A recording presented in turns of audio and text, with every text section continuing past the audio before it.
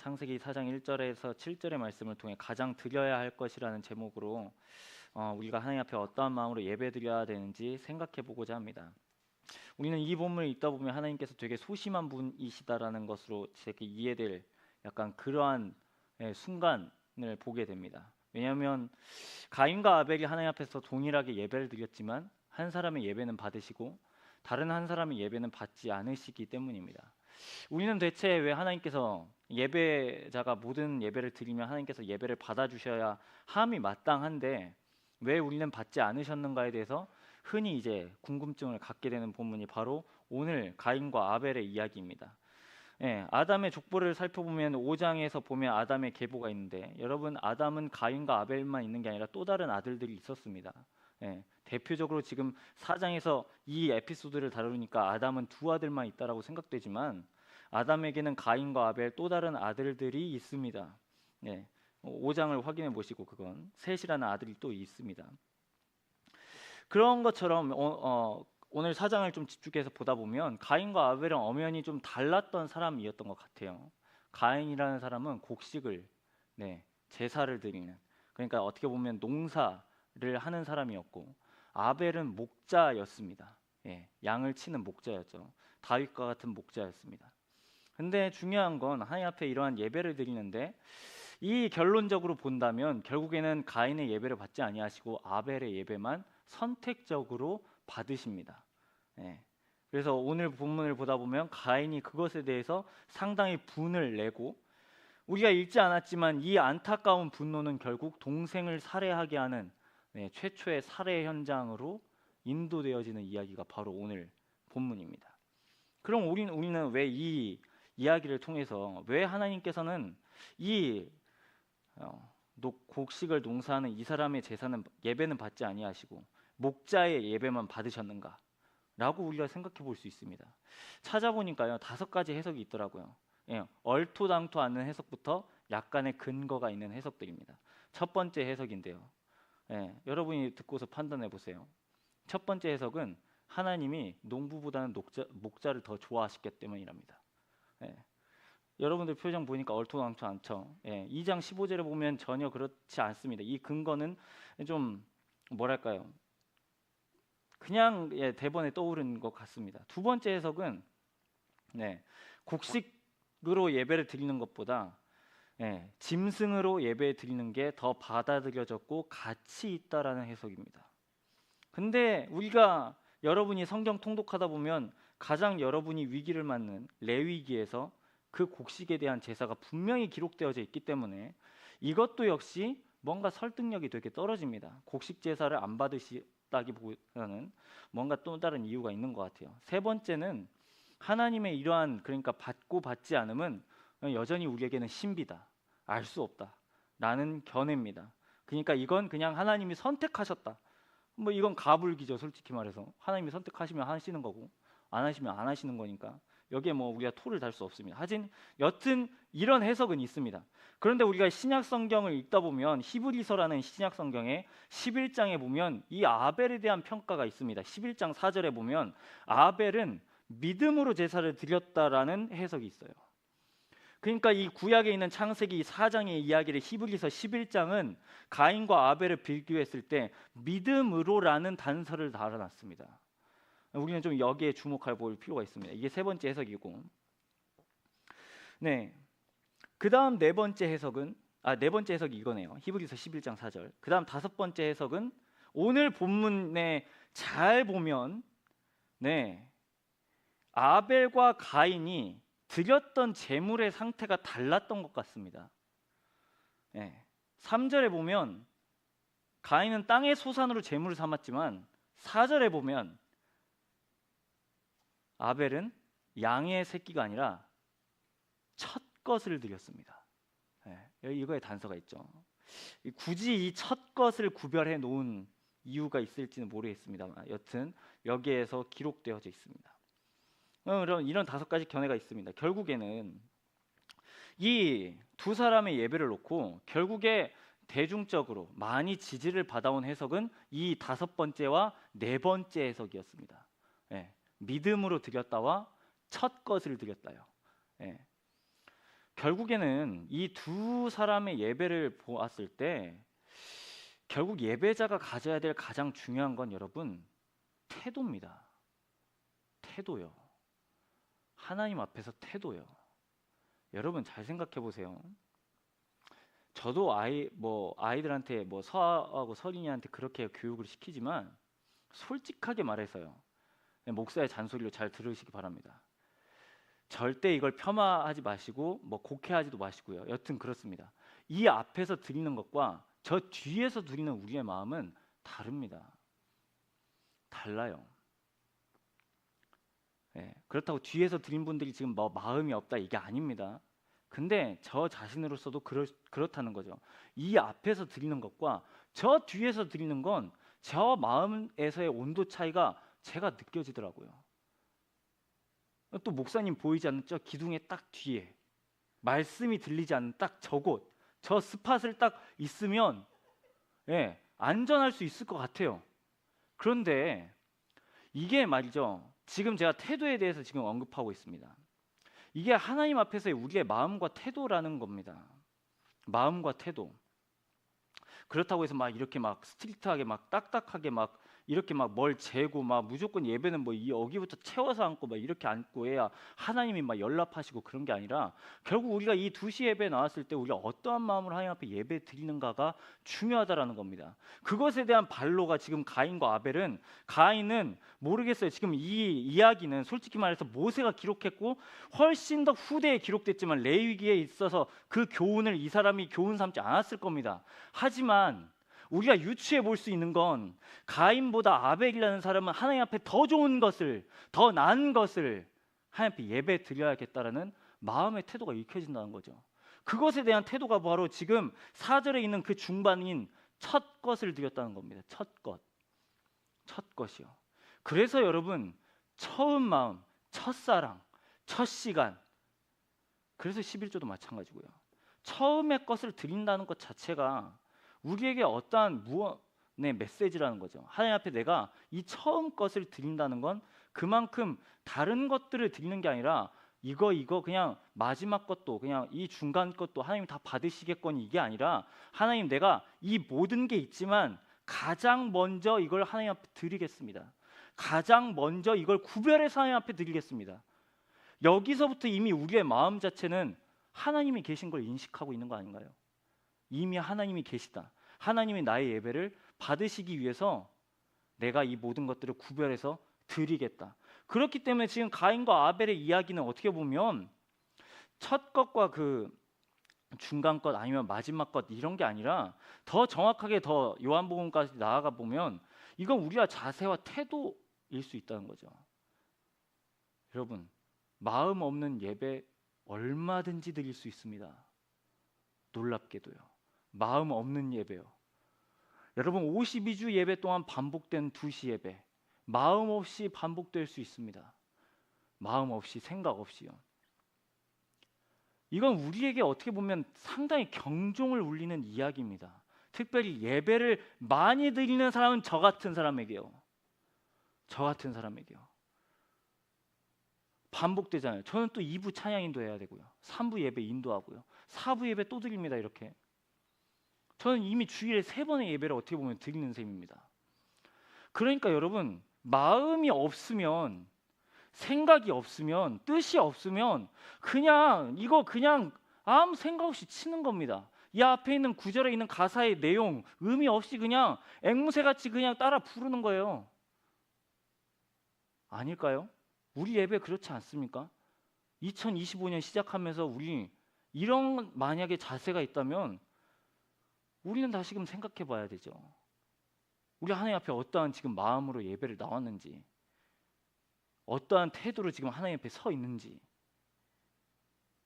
여러분 그런 의미에서 지금 가인과 아벨의 이야기는 상당히 우리에게 특별히 예배자들에게 중요한 교훈을 알려주고 있죠. 여러분 봐보세요. 이 지금 4절까지 우리가 이야기를 잘 알죠. 받으셨으나 5절 보면 가인과 그의 재물을 받지 않으십니다. 솔직히 말해서 가인이 드렸던 재물의 상태일 수도 있겠죠. 하지만 더 정확하게 생각해 보면 가인이 하나님 앞에서 지금 마음으로 구별되어 서 있지 않기 때문에 하나님은 분명히 중심을 달아보시기 때문에 이 사람이 예배를 받지 않으셨겠죠. 그리고 나서 5절과 6절과 7절은 받지 않으시는 하나님에 대해서 원망 섞인 사람의 태도가 기록되어져 있습니다. 분하고 안색이 변하고 결국에는 우리가 읽지 않은 본문에서는 결국엔 최초의 살해가 일어나게 됩니다. 살인이요, 사람을 죽이는 현장이 일어납니다. 여러분, 우리 2시 예배 지금 어떠한 마음으로 드리고 있습니까? 대체 어떠한 지금 마음으로 이 2시 예배 오셨나요? 오늘도 동일하게 지난주와 같은 마음으로 오셨습니까? 지난주와 똑같은 마음으로 오셨습니까? 제가 늘 말씀드리지 않습니까? 2시 예배 가운데 우리가 가장 생각나야 될 제목은 하나님이 나를 얼마나 사랑하시고 날 구원하셨기 때문에 내가 예배 드리는가, 이 한 가지입니다. 우리가 만약에 이 사실을 잊어버린다면 우리는 다시 신앙을 배워야 됩니다. 다시 말씀 앞으로 돌아와야 되고 다시 말씀을 읽고 다시 하나님께서 우리에게 어떤 일을 행하셨는지 계속해서 우리의 마음 가운데 채워야 합니다. 그렇기 때문에 오늘 본문은 이 아벨과 가인의 이 교훈을 삼아서 우리의 마음을 주께 드리는 것, 나의 태도를 주 앞에 옳게 분별해서 드리는 것이 얼마나 귀중한 일인가라는 것을 우리는 깨달아 알아야 한다는 거죠. 이건 모르겠습니다. 저는 교회 학교에서 선생님으로 사역해 본 적이 없어요. 저희 교회는 아버님 교회는 제 이야기를 해서 죄송하지만 그렇게 큰 교회가 아닙니다. 근데 꼭 그러더라고요.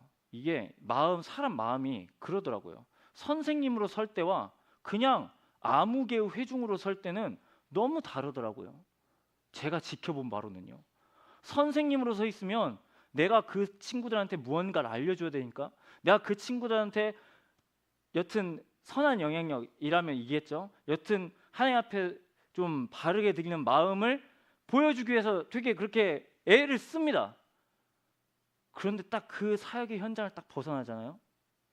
그럼 딱 그 마음도 같이 해제되는 모습을 참 많이 보았습니다. 되게 그러니까 그 교육 부서 안에서의 현장에서는 되게 치열하게 막 마음도 막 이렇게 고무적으로 하고 나의 태도도 되게 이렇게 하는데 정작 그 사람이 속한 예배에서는 그 마음을 잘 읽을 수가 없어요. 여러분, 이게 무슨 말일까요? 결국 하나님 앞에서 우리가 마음으로 예배드린다는 이 말 자체가 얼마나 다시금 우리가 생각해 보아야 한다라는 겁니다. 마음으로 예배드린다. 우리 앞에서 지금 반복해서 고백했잖아요. 영과 진리로 예배드린다. 예수 그리스도의 영과 예수 그리스도의 말씀으로 우리가 예배드린다. 하나님은 영이신 예배하는 자가 영과 진리로 예배한다라고 요한복음은 우리에게 도전합니다. 그러니까 우리가 예배드리는 태도와 우리의 마음은 계속해서 집중해야 합니다. 집중하지 않고서는 우리가 예배 성공과 실패를 저도 말하기가 좀 되게 애매한 것보다는 제가 주체가 아니니까 되게 조심스럽지만 어떻게 본다면 우리는 예배에 대해서 되게 반복적으로 드려지니까 희미해지는 우리의 마음을 되게 자주 갖고 간다는 거죠. 다음 주에 또 예배 드릴 거잖아요. 주님이 부르시지 않는 한. 다다음 주에 또 예배 드릴 겁니다. 2월 첫 주에도 또 예배 드리겠죠. 또 12월 마지막 주까지 또 예배 드릴 겁니다.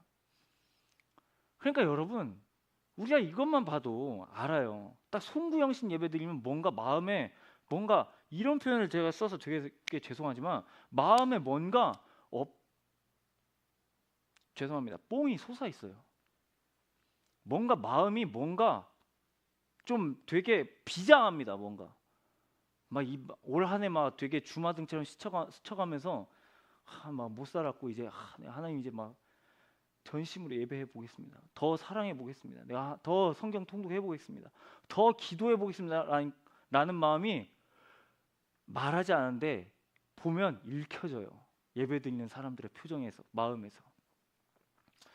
이것만 보더라도 우리가 얼마나 마음을 지키는 게 중요한가라는 걸 우리가 생각해 본다는 거죠. 오늘 가인과 아벨의 이야기가 우리에게 그렇게 교훈하고 있습니다.